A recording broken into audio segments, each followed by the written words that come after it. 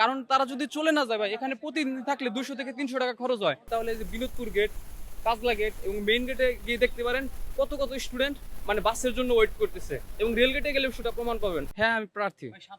আমি ছাত্রদল প্যানেল থেকে মতিহার হল থেকে সকল কার্যক্রম স্থগিত হয়ে গেছে। এখানে আমাদের ক্লাস হচ্ছে না, পরীক্ষা হচ্ছে না, কোনো কিছুই হচ্ছে না। আর যার ফলে কি হচ্ছে, যেহেতু কয়েকদিন পর আমাদের ক্যাম্পাসটা বন্ধ হয়ে যাবে, আর এখন থেকে যেহেতু আমাদের ক্লাসগুলো হচ্ছে না, যার ফলে অধিকাংশ স্টুডেন্ট চলে যাচ্ছে।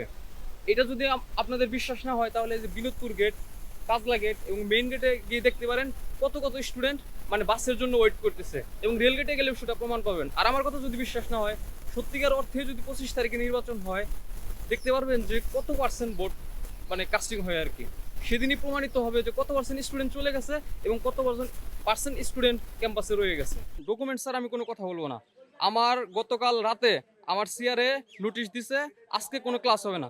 আপনারা দেখেন নো ক্লাস, একদম ডকুমেন্ট সহকারে আমি কথা বলবো, আমি প্রমাণ দেবো, তারপর আমি কথা বলবো।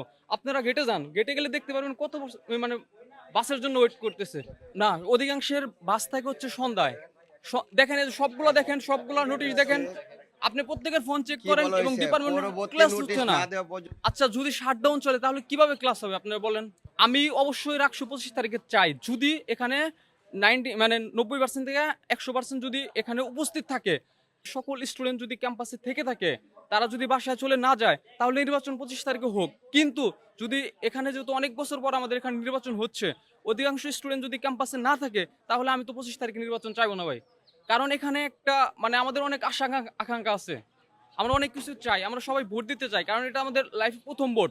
আমি এখানে আসি মানে আমার আগামীকাল ক্লাস হওয়ার একটা সম্ভাবনা আছে, বা পরশুদিন আমার ক্লাস হওয়ার সম্ভাবনা আছে। এই সম্ভাবনা থেকে আমি এখনো আসি এখানে। কিন্তু আমাদের রাজশাহী ইউনিভার্সিটিতে সবাই কিন্তু শিবির করে না, সবাই কিন্তু ছাত্রদল করে না, সবাই কিন্তু মানে রাজনীতির সাথে সম্পৃক্ত না। আমার আমার যতটুকু মনে হয়, আমি ক্যাম্পাসে প্রায় 3 বছরের উপর থেকে আছি, আমার মনে হয় 15 থেকে 20% স্টুডেন্টস পলিটিক্সের সাথে জড়িত। আর অধিকাংশ স্টুডেন্ট হচ্ছে ভাই মানে সাধারণ শিক্ষার্থী আর কি।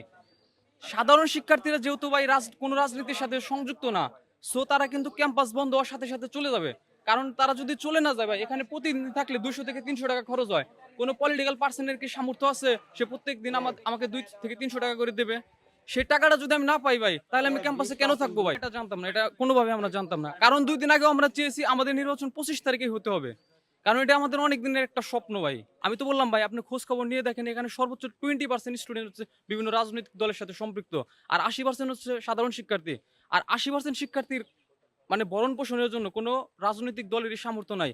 আর সাধারণ শিক্ষার্থীরা কিন্তু অবশ্যই চাইবে, যেহেতু এখানে থাকলে আমার খরচ হচ্ছে, বাসায় মানে অনেক দিন থেকে ছুটি হচ্ছে না ক্যাম্পাসে, বিভিন্ন কারণে তারা চলে যাচ্ছে ভাই।